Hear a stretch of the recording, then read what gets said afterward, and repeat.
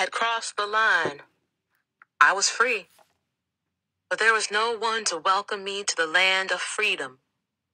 I was a stranger in a strange land.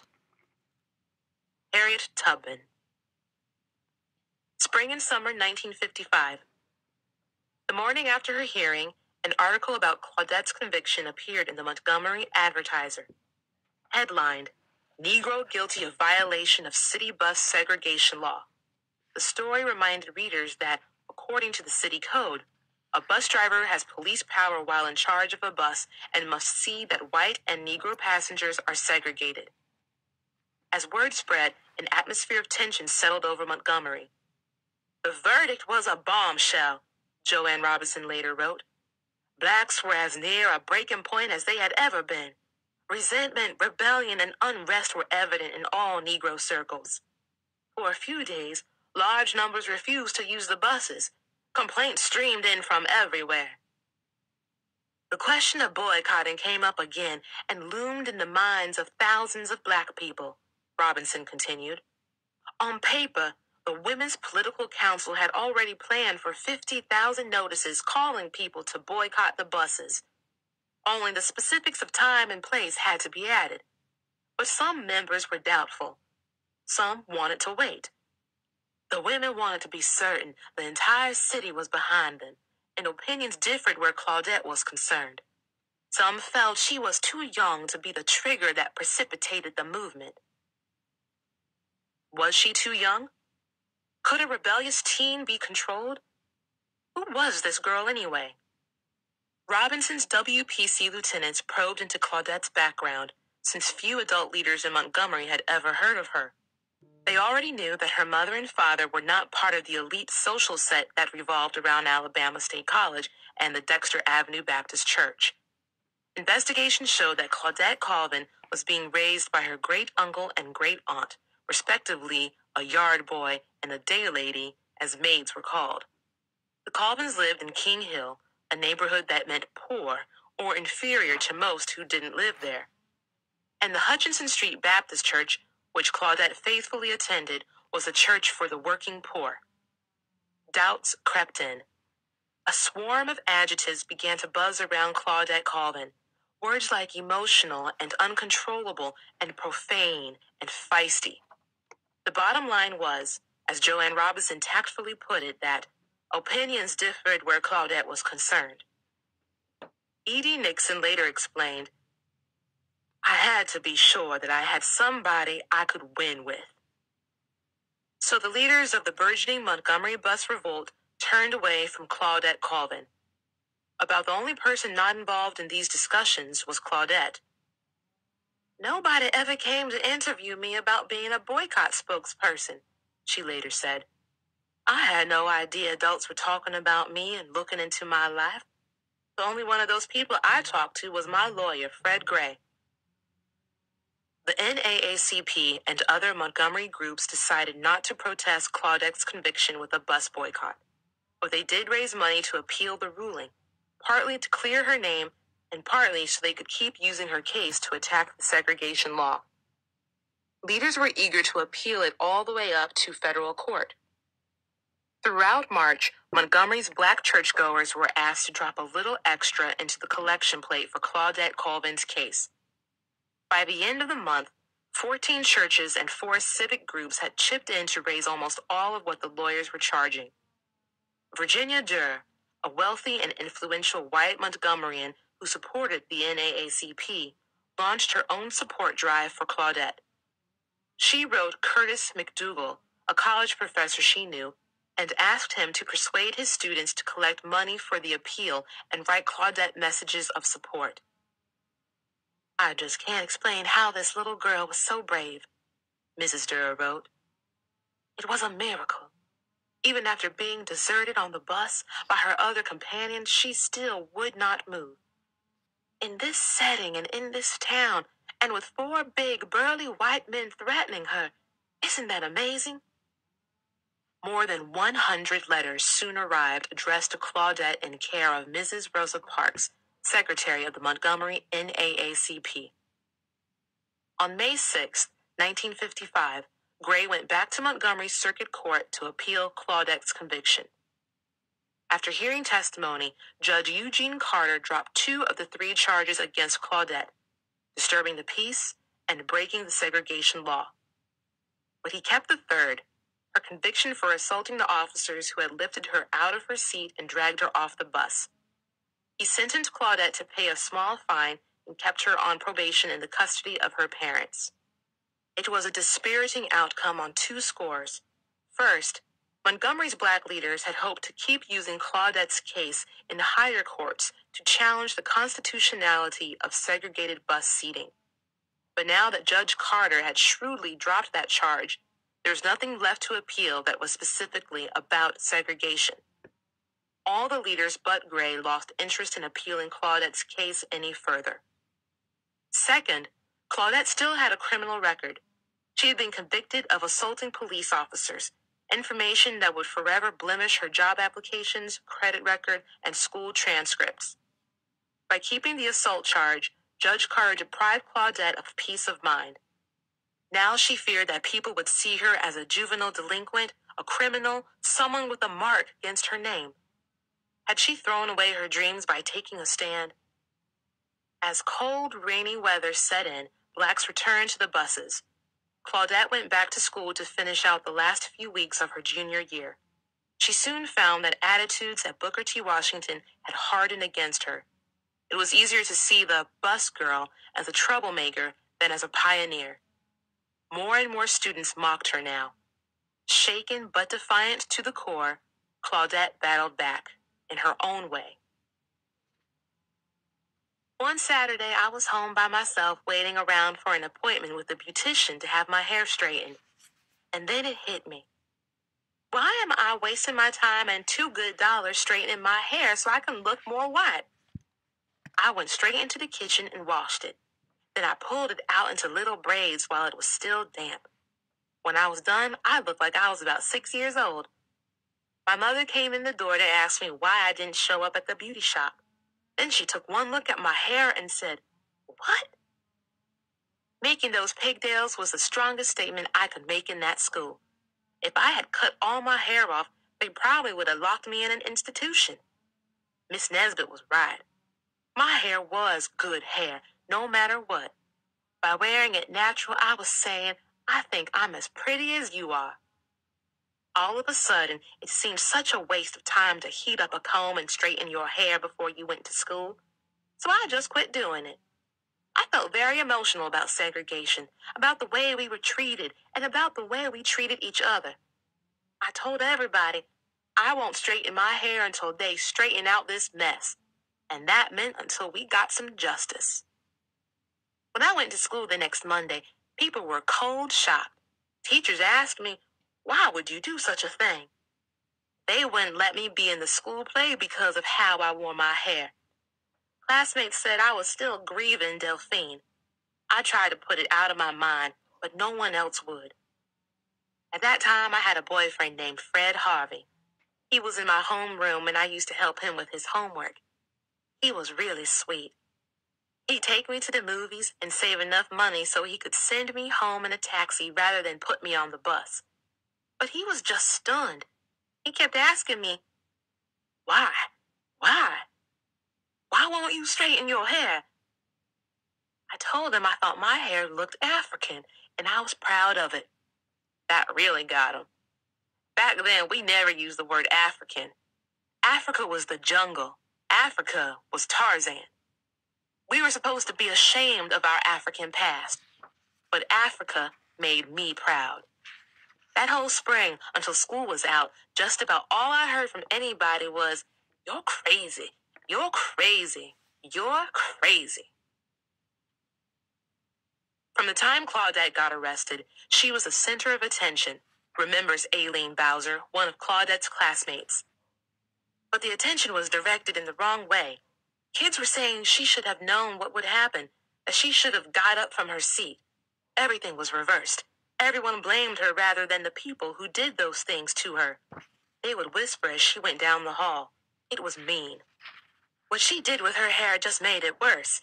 She had always kept her hair neatly styled, and then she just came to school one day with cornrows, It was shocking. Kids had already pulled back from her. They were already whispering she was crazy and things like that. I was shocked too, but I wasn't embarrassed by what she did with her hair. I was on her side. Claudette was a wonderful person with a mind that was mature beyond her years. One day our teacher told us to write down on a piece of paper what we wanted to be when we grew up and pass it up front. Claudette wrote, President of the U.S. I think she meant it. We should have been rallying around her and being proud of what she had done, but instead we ridiculed her. School recessed for the year and the sun set about baking Central Alabama. As the long, buggy summer days drifted by, Claudette spent much of her time at King Hill Park, sitting outside on the veranda, crocheting and talking to her cousin, dragging her chair around to follow the shade. Often she helped her mother take care of her white family's 3 young children. Every now and then she scraped up a babysitting job. Nights seemed even slower. Dances and parties were out. What if something went wrong? One false move or one malicious report, and she was a parole violator. Claudette lost touch with her friends, stayed home, and turned inward. At least there was still church. On Sundays after services at Hutchinson Street Baptist, she would go across town to Rosa Parks' Naacp youth meetings. Mrs. Parks had appointed Claudette youth secretary, which meant keeping attendance and membership records and putting out notices. The meetings were held at the red brick Trinity Lutheran Church, pastored by the Reverend Robert S. Gratz. He was the only white minister in Montgomery with an all-black congregation. I only went if I could get a ride because I didn't want to ride the bus anymore. If I couldn't get a ride back, I'd stay overnight at Rosa's. She lived in the projects across the street. Rosa was hard to get to know, but her mom was just the opposite. Warm and talkative and funny. We would stay up all night gabbing, sometimes while Rosa pinned wedding dresses on me that she was altering for work. Rosa's mother knew all sorts of horror stories about black girls getting mistreated. There was nothing we couldn't talk about. Rosa Parks was like 2 different people inside and out of the meetings. She was very kind and thoughtful. She knew exactly how I liked my coffee and fixed me peanut butter and Ritz crackers. But she didn't say much at all. Then, when the meeting started, I'd think, is that the same lady? She would come across very strong about rights. She would pass out leaflets saying things like, we are going to break down the walls of segregation. I might have had more fun if the meetings had been in my neighborhood. The children in the NAACP youth group weren't like the students I went to school with. Their parents were professionals. These children went to private schools. Whenever they said they planned to go north for an education after they graduated, Rosa would scold them. Why should your families have to send you north? Our colleges right here could offer a good education too, but they're segregated. Rosa kept inviting me to tell my bus arrest story to the kids there. But after a while, they had all heard it a million times. They seemed bored with it. It was during one of those summer visits across town that Claudette met someone who actually listened, or seemed to. While watching a baseball game in a park, Claudette was joined by a light-skinned black man. She judged him to be maybe 10 years older than she was, married, he said, but separated from his wife and living with his mother. He said he was a Korean War veteran and backed up his claim with lively stories from places in distant parts of the world. I liked talking to him. He was the first person to understand my hair. Everyone else kept saying I was crazy or mental, but he got it. He said it was impossible for black people to have really straight hair anyway. He had seen Asian women with straight hair all the way down to their feet. No black woman could ever grow hair like that no matter how she tried. He kept telling me to ignore what people were saying about me.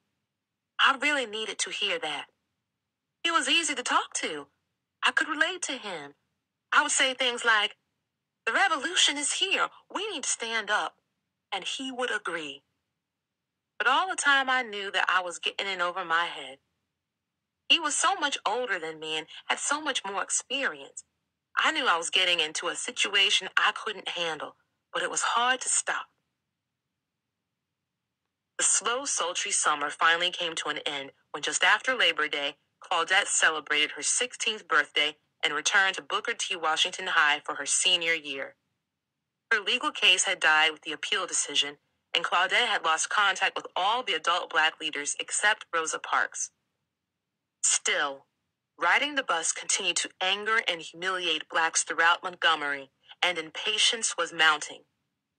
Leaders such as E.D. Nixon and Joanne Robinson kept looking for the catalyst, the right person or event that would spark citywide action. On October 21st, a second teenager, 18-year-old Mary Louise Smith, defied a Montgomery bus driver's command. She had left home early that morning to collect the $12 owed her by the white family for whom she had worked the week before. But when she finally reached their house on the other side of town, they weren't home. Now she was out not only her wage, which her family needed, but also the 20 cents for round-trip bus fare. A week of work and a trip across town for nothing. That's what she was thinking on the bus ride home when a red-haired woman appeared in the aisle by her seat and ordered her to get up and move back. At St. Jude's School, the nuns had taught Mary Louise and her siblings to respect all people regardless of their skin color, and she did. But she was angry that day. She was thinking it's the bus driver's job to ask, and to ask politely. Muttering a rare profanity, she crossed her legs, squirmed down in her seat, and made herself very still. She heard the bus driver's command to move, but she refused, and refused again. Next came the driver's radio call, and within minutes, a policeman entered the bus and arrested her. Mary Louise was taken downtown, booked, and jailed. She was released 2 hours later when her father arrived and paid the $14 fine. It happened so quickly and quietly that there was no newspaper publicity. By the time E.D. Nixon and other Black leaders heard about Mary Louise Smith, her fine had already been paid and it was too late to mount a legal challenge. But that didn't stop people from talking. Another teenage girl had been arrested on the bus. Who was she? Where was she from? What church did her family go to? Who were her parents? Where did they live? Soon the rumor mill was spinning out gossip that the Smith girl's father was a drunk and the family lived in a squalid shack. The truth was much different. Mary Louise later said she never in her life saw her father drunk. For one thing, he was too busy working to drink much. After Mary Louise's mother died in 1952, Frank Smith took a second job to support his 6 children. Hardly a shack, the Smith home was a 2-story, 3-bedroom frame house in a working-class neighborhood. But Mary Louise Smith, the second teenager with the nerve to face down Jim Crow on a city bus, was, like Claudette, branded unfit to serve as the public face of a mass bus protest. During the summer and fall of 1955, Montgomery's adult Black activists thought hard about the buses, which looked increasingly like Jim Crow's Achilles heel. Each considered what to do in his or her own way. Joanne Robinson, E.D. Nixon, Dr. Martin Luther King Jr., and others continued to meet with city and bus officials, consistently pressing for Black drivers, courteous treatment, and a revised seating plan. Every polite refusal increased their resolve. Dr. King thought the officials were digging their own grave. The inaction of the city and bus officials after the Colvin case would make it necessary for them to meet another committee, infinitely more determined, he later wrote. Rosa Parks and Fred Gray met for lunch nearly every day, often talking about what could be learned from Claudette's case that could end segregation on the buses. In July, Mrs. Parks slipped away for a 2-week workshop on interracial relations at the Highlander Folk School in Tennessee. Here, for the first time, she saw Blacks and whites treated as equals. She returned saying it had changed her life. The time was ripe for change. There was a growing impatience with segregation. Claudette had crossed the line, proclaiming that at least one young Alabaman would not share her future with Jim Crow. 7 months later, Mary Louise Smith had joined her. Now, a year and a half after Brown versus Board of Education, a few brave young people were demanding a different future. Education may have been the way up, but transportation was the way out. If they were branded uncontrollable or emotional or even profane, so be it. Claudette and now Mary Louise Smith had shown their courage that at least some young people were ready to act. Sidebar: appealing a legal decision. The U.S. legal system begins with city and county courts, goes on to state courts, then to federal courts, and finally to the U.S. Supreme Court. If a person does not agree with a court decision, she or he can usually appeal the case to a higher court. It is tempting to appeal to take a second chance, but lawyers are expensive, and winning cases on appeal is not always easy, as judges are sometimes reluctant to reverse the decisions of their colleagues on lower courts. In Claudette's case, Black leaders decided to appeal a decision made in Montgomery's juvenile court to the next level, Montgomery Circuit Court, which was still within the state of Alabama's court system. Sidebar: Emmett Till. What happened to Emmett Till in the summer of 1955 was a horrible reminder of how much resistance there would be to racial integration in the South. Till was a 14-year-old Negro boy from Chicago who had gone to Mississippi to visit relatives in a small town. In August 1955, he allegedly whistled at a white store clerk and said, "Bye, baby," to her as he left the store. 3 nights later, he was kidnapped. 3 days after that, his body was found floating in a river, wrapped in barbed wire and grotesquely mutilated. 2 white men were arrested but acquitted by an all-white jury. The savagery of the crime sent a chilling message. "We talked about it a lot that summer and in school the next fall," remembers Claudette. "There had been lynchings and cross-burnings before, but this was a much stronger warning. Emmett Till was our age."